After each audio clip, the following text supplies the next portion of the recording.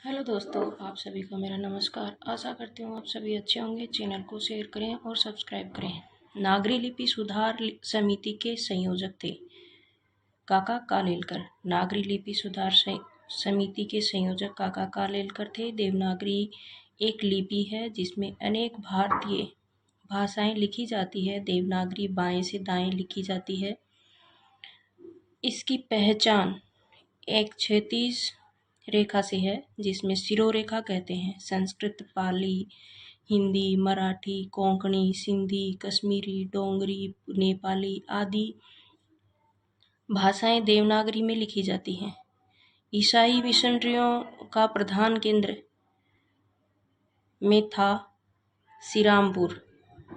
ईसाई मिशनरियों का प्रधान केंद्र श्रीरामपुर में था। कहाँ पे था? श्रीरामपुर में। केंद्रीय अनुवाद ब्यूरो से संबंधित है। केंद्रीय अनुवाद ब्यूरो से गृह मंत्रालय के राजभाषा विभाग संबंधित है। केंद्रीय अनुवाद ब्यूरो गृह मंत्रालय के राजभाषा विभाग से संबंधित है। 1 मार्च 1971 को गृह मंत्रालय के अधीन केंद्रीय अनुवाद ब्यूरो की स्थापना की गई और केंद्र सरकार के मंत्रालय, विभागों, कार्यालयों, उपक्रमों आदि के असांविधिक प्रक्रिया साहित्य का अनुवाद कार्य केंद्रीय अनुवाद ब्यूरो को सौंपा गया। अनुवाद में सरलता, सहजता और शब्दावली में एकरूपता सुनिश्चित करने के लिए वर्ष 1973 से अनुवाद प्रशिक्षण का कार्य भी कर रहा है। इनमें से कौन सा गलत है? इनमें से कौन सा गलत है? रूप रचना की दृष्टि से बोली पूर्णतः विकसित होती है, ये गलत है। विकसित तथा प्रयोग के क्षेत्र की दृष्टि से बोली का रूप भाषा से बहुत छोटा होता है। रूप रचना की दृष्टि से ये गलत है। इसमें दृष्टि से पूर्णतः विकसित होती है, ये गलत है। बोली दैनंदिन व्यवहृत होने वाली घरेलू अभिव्यक्ति का माध्यम है। विभाषा बोली का विकसित रूप है। रूप रचना की दृष्टि से बोली पूर्णतः विकसित होती है, यह कथन गलत है, क्योंकि भाषा का क्षेत्रीय रूप बोली कहलाता है। यह भाषा का अल्प विकसित रूप होता है, जबकि विकसित तथा प्रयोग क्षेत्र की दृष्टि से बोली का रूप भाषा से बहुत छोटा होता है। बोली दैनंदिन व्यवहृत होने वाली घरेलू अभिव्यक्ति का माध्यम है। विभाषा बोली का रूप है, कथन सही है। प्रयोजनमूलक भाषा का प्रमुख संबंध है। प्रयोजनमूलक भाषा का प्रमुख संबंध जीविकोपार्जन है। प्रयोजनमूलक भाषा का प्रमुख संबंध जीविकोपार्जन से है। प्रयोजनमूलक हिंदी से तात्पर्य हिंदी के विज्ञान, तकनीकी, विधि, संचार एवं अन्य गतिविधियों में प्रयुक्त होने वाली हिंदी से है। हिंदी केवल साहित्य की भाषा न रहे, बल्कि जीवन के विविध क्षेत्रों में प्रभावी रूप से प्रयुक्त हो, तभी इसका विकास सुनिश्चित होगा। इतिहास के प्रति भारतीय दृष्टिकोण प्राय आध्यात्म परक है। इतिहास के प्रति भारतीय दृष्टिकोण प्राय आध्यात्म रहा है। भारतीय इतिहासकारों ने भारतीय इतिहास को धर्म के में प्रेरित माना है। उल्लेखनीय है कि जो भी विदेशी आक्रमण हुए हैं वो अपने धर्म के विस्तार से संबंधित हैं। भाषा वैज्ञानिक दृष्टिकोण से भाषा की परिभाषा है। वैज्ञानिक दृष्टिकोण से भाषा की परिभाषा है। भाषा मानव मुख के ध्वनियों से निश्रित सामाजिक स्वीकृति प्राप्त सार्थक पदों के सुशृंखलित वाक्यों का विचार विनिमय का माध्यम है। किसका माध्यम है? विचार विनिमय का। भाषा वैज्ञानिक दृष्टि से भाषा की परिभाषा भाषा मानव के मुख्य ध्वन्यांगों से निश्रित सामाजिक स्वीकृति प्राप्त सार्थक पदों के संकलित वाक्यों द्वारा विचार विनिमय का माध्यम है। पाली पद की बहुमान्य व्युत्पत्ति है। पहले पर्याय शब्द आया, फिर रे को ले बोलते हैं, तो इस वजह से पलियाए आया। फिर पलियाए को पाली, पै को पा कर दिया, सुनने में गलती हुई होगी, फिर पै को पा किया, पाली याली, और पाली याली से फिर पाली बना। ये सर्वमान्य व्युत्पत्ति है। पाली शब्द की बहुमान्य व्युत्पत्तियां हैं, पर्याय, पालियाय, पालियाली, पाली। यह व्युत्पत्ति भाषा विद्वान भिक्षु जगदीश कश्यप ने दी थी। किसने दी थी? भिक्षु जगदीश कश्यप ने दी थी। पाली को मागधी भाषा भी कहते हैं। बौद्धों की भाषा पाली थी, इसे प्रथम प्राकृत भाषा भी कहा जाता है। पाली भाषा के सर्वप्रधान व्याकरण है। पाली भाषा के सर्वप्रधान व्याकरण है कात्यायन। पाली भाषा में सर्वप्रथम व्याकरण कात्यायन है। पाली भाषा के 3 व्याकरण ग्रंथ हैं, कात्यायन व्याकरण, कात्यायन व्याकरण, कात्यायन व्याकरण कात्यायन का है, मोगलान व्याकरण मोगलान का है, और सदनीति व्याकरण वमी भिक्षुक अगगवंश का है। प्रकृति संस्कृत तादात्म्यगत प्राकृतम उक्ति का उचित भावार्थ है। उचित भावार्थ क्या है? प्रकृति भाषा का संस्कार करके प्राकृत भाषा बनाई गई है। प्राकृति भाषा का संस्कार करके प्राकृत भाषा बनाई गई है, ये इसका उचित भावार्थ है। प्रकृति संस्कृतम तादात्म्यगतम प्राप्तकम। प्रकृति,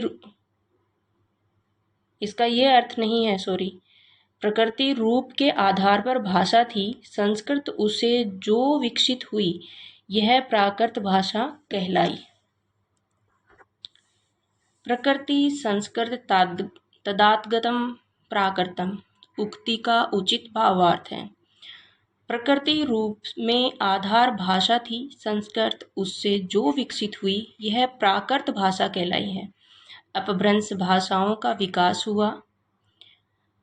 प्राकृत भाषाओं से अपभ्रंश भाषाओं का विकास कहाँ से हुआ? प्राकृत भाषाओं से। अपभ्रंश भाषाओं का विकास प्राकृत भाषाओं से हुआ है। भाषा का विकास निम्न रूप से है। हिंदी भाषा के सतत प्रवाह को ठीक एक जैसे रूप में विकसित हुआ न देख, उसके एक विशेष युगीन रूप को निम्नलिखित भाषाविद ने नाम दिया पुरानी हिंदी। चंद्रधर शर्मा गुलेरी ने दिया है पुरानी हिंदी नाम।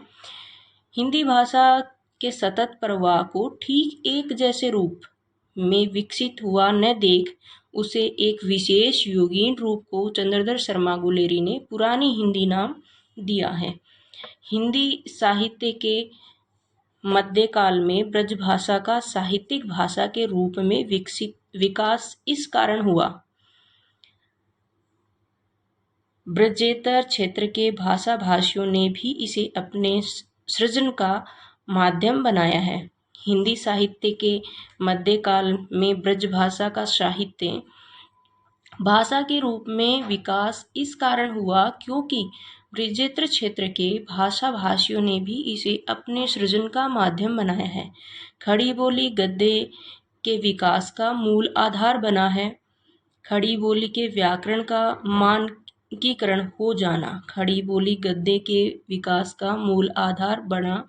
खड़ी बोली के व्याकरण का मानकीकरण हो जाना। हिंदी को संघ की राजभाषा बनाने का जो प्रस्ताव संसद में पारित हुआ, उसके प्रस्तावक कौन थे?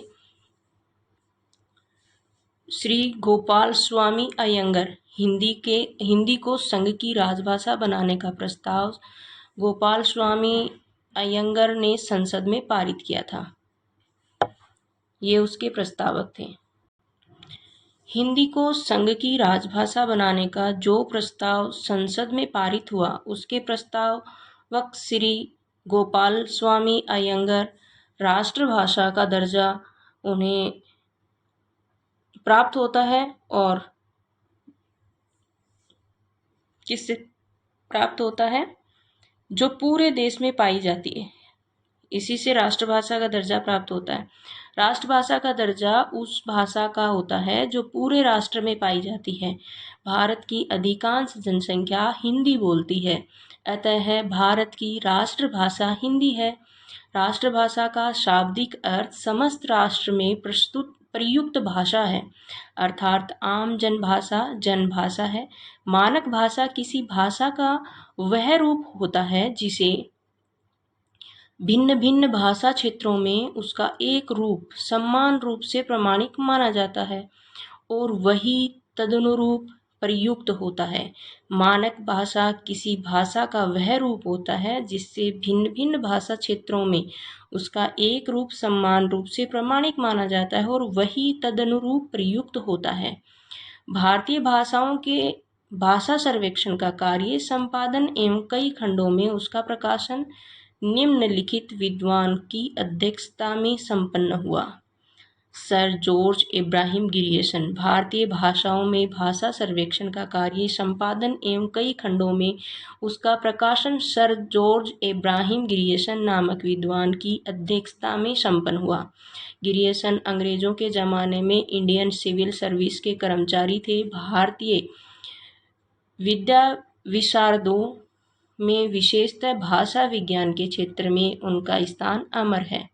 गिरियसन ने दी modern vernacular literature of Hindustan नामक इतिहास ग्रंथ की रचना की। एक बार रिपीट। भारतीय भाषाओं के सर्वेक्षण का कार्य संपादन एवं कई खंडों में उसका प्रकाशन सर जॉर्ज इब्राहिम गिरियसन नामक विद्वान की अध्यक्षता में संपन्न हुआ। गिरियसन अंग्रेजों के जमाने में इंडियन सिविल सर्विस के कर्मचारी थे। भारतीय विद्या विशारदों में विशेषतः भाषा विज्ञान के क्षेत्र में उनका स्थान अमर है। गिरियसन ने दी modern vernacular literature of Hindustan नामक इतिहास ग्रंथ की रचना की है।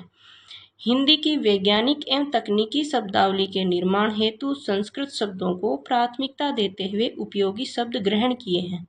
उपयोगी शब्द ग्रहण किए जाते हैं कौन से? सभी मान्यता प्राप्त भारतीय भाषाओं से, सभी मान्यता प्राप्त भारतीय भाषाओं से उपयोगी शब्द ग्रहण किए जाते हैं। हिंदी की वैज्ञानिक एवं तकनीकी शब्दावली निर्माण हेतु संस्कृत शब्दों को प्राथमिकता देते हुए सभी मान्यता प्राप्त भाषाओं से उपयोगी शब्द ग्रहण किए जाते हैं।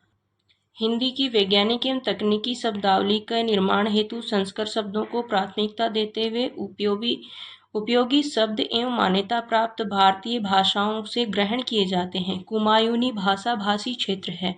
कुमायूनी रानीखेत नैनीताल से भाषाभाषी क्षेत्र है। कुमायूनी उत्तराखंड राज्य में कुमायूं क्षेत्र में बोली जाने वाली भाषा एक भाषा या बोली है। इस भाषा को हिंदी की सहायक पहाड़ी भाषाओं की श्रेणी में रखा जाता है। यह उत्तराखंड के जिले रानीखेत, नैनीताल, अल्मोड़ा, पिथौरागढ़, बागेश्वर, चंपावत, उधम सिंह नगर आदि क्षेत्रों में बोली जाती है। भोजपुरी भाषा में व्याकरणिक ढांचे में इस भाषा में काफ़ी समानता रखती है बंगला भाषा से।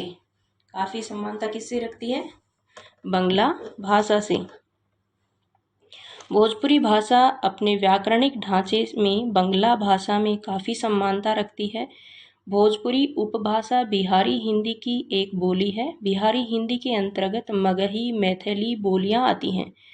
भोजपुरी बोली भोजपुर, शाहबाद, छपरा, चंपारण, गोरखपुर, देवरिया, गाजीपुर, बलिया, बनारस आदि क्षेत्रों में बोली जाती है। एक बार रिपीट। भोजपुरी भाषा अपने व्याकरणिक ढांचे में बांग्ला भाषा में काफ़ी समानता रखती है। भोजपुरी उपभाषा बिहारी हिंदी की एक बोली है। भोजपुरी की उपभाषा किसकी है? बिहारी हिंदी की। बिहारी हिंदी के अंतर्गत मगही, मैथिली बोलियां आती हैं। भोजपुरी बोली भोजपुर, शाहबाद, छपरा, चंपारण, गोरखपुर, देवरिया, गाजीपुर, बलिया और बनारस आदि क्षेत्रों में बोली जाती है। खड़ी बोली के प्रतिष्ठित रूप का विशिष्ट भाषी क्षेत्र है। मेरठ बुलंदशहर खुर्जा। खड़ी बोली के परिनिष्ठित रूप का वह विशिष्ट भाषाभाषी क्षेत्र मेरठ बुलंदशहर खुर्जा है। भाषा विज्ञान की दृष्टि से इसे आदर्श स्टैंडर्ड हिंदी, उर्दू तथा हिंदुस्तानी की मूल आधार रूप बोली होने का गौरव प्राप्त है। ब्रजभाषा का आधार भाषा रही है। शौरसेनी अपभ्रंश। ब्रजभाषा के आधार भाषा शौरसेनी अपभ्रंश रही है। शौरसेनी अपभ्रंश से पश्चिमी हिंदी का विकास हुआ है। पश्चिमी हिंदी के अंतर्गत निम्न बोलियां आती हैं: खड़ी बोली, बुंदेली, हरियाणवी, ब्रज तथा कन्नौजी आदि है। अवधी भाषा की शब्दावली। अवधी भाषा की शब्दावली तद्भव बहुला है। तद्भव बहुला है। अवधी भाषा की शब्दावली तद्भव बहुला है। अवधी हिंदी क्षेत्र की एक उपभाषा। यह उत्तर प्रदेश में अवध क्षेत्र, लखनऊ, रायबरेली, सुल्तानपुर, बाराबंकी, उन्नाव, हरदोई, सीतापुर, लखीमपुर, फैजाबाद, प्रतापगढ़ तथा फतेहपुर, मिर्जापुर, जौनपुर आदि कुछ अन्य जिलों में बोली जाती है। एक बार रिपीट। अवधी भाषा की शब्दावली तद्भव बहुला है। अवधी हिंदी क्षेत्र की एक उपभाषा है। यह उत्तर प्रदेश में अवध क्षेत्र, लखनऊ, रायबरेली, सुल्तानपुर, बांका-बसी, उन्नाव, हरदोई, धौलपुर, लखीमपुर, फैजाबाद, प्रतापगढ़ तथा फतेहपुर, मिर्जापुर, जौनपुर आदि कुछ अन्य जिलों में बोली जाती है। वाक्य संगठन की दृष्टि से हिंदी भाषा है। वाक्य संगठन की दृष्टि से हिंदी भाषा संस्कृत भाषा की भांति योगात्मक, शविभक्ति तथा स्थानांतरणीयता के आग्रह से मुक्त है।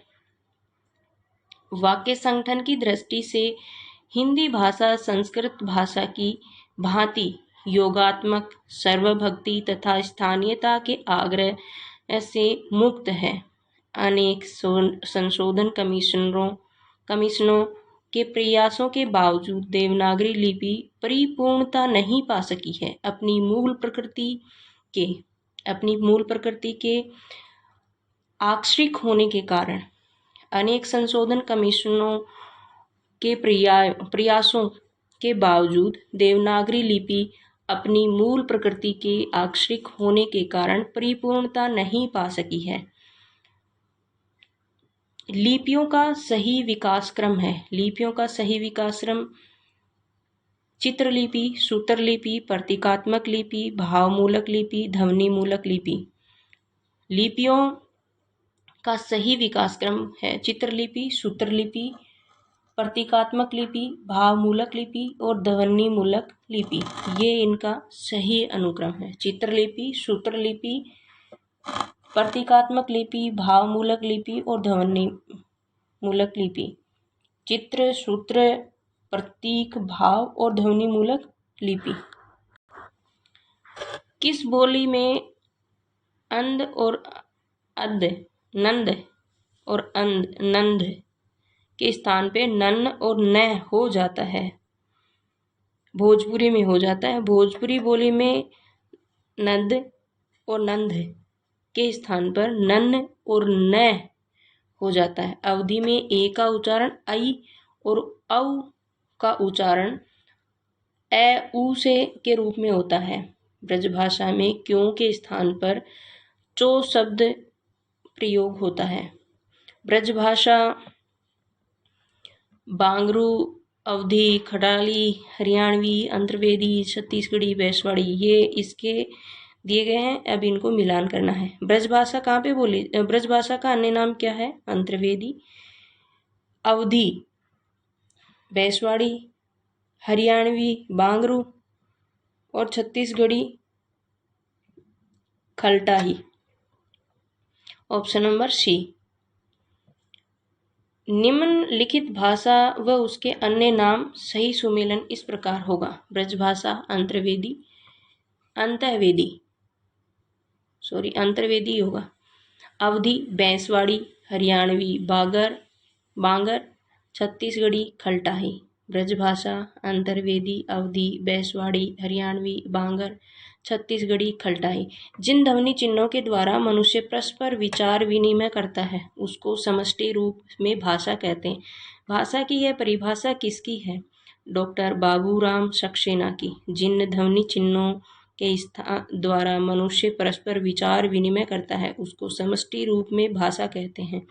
उक्त परिभाषा डॉक्टर बाबूराम सक्सेना की है। मनुष्य और मनुष्य के बीच वस्तुओं के विषय में अपनी इच्छा और मति का आदान प्रदान करने के लिए व्यक्ति ध्वनि संकेतों का जो व्यवहार होता है उसे भाषा कहते हैं। डॉक्टर श्याम सुंदर दास की ये परिभाषा है। एक बार फिर, जिन ध्वनि चिन्हों के द्वारा मनुष्य परस्पर विचार विनिमय करता है उसको समष्टि के रूप में कहते हैं। यह परिभाषा डॉक्टर बाबूराम सक्सेना की है और मनुष्य के बीच वस्तुओं के विषय में अपनी इच्छा और मति का आदान प्रदान करने के लिए व्यक्त ध्वनि चिन्हों संकेतों का जो व्यवहार होता है उसे भाषा कहते हैं। डॉक्टर श्याम सुंदर दास। इस वीडियो में इतना ही और ये यूनिट नंबर 8 कंप्लीट हो गई है। चैनल को शेयर करें और सब्सक्राइब करें। इसमें टोटल 12 यूनिट हैं और भाषा विज्ञान के इसमें 315 क्वेश्चन है। आप खुद ही सोचो कि 315 क्वेश्चनों में बच क्या जाता है? किसी एक टॉपिक के ऊपर 315 क्वेश्चन होना, मुझे नहीं लगता कुछ बच जाता है। बाकी आपके याद करने पर डिपेंड है। चैनल को शेयर करें और सब्सक्राइब करें। धन्यवाद।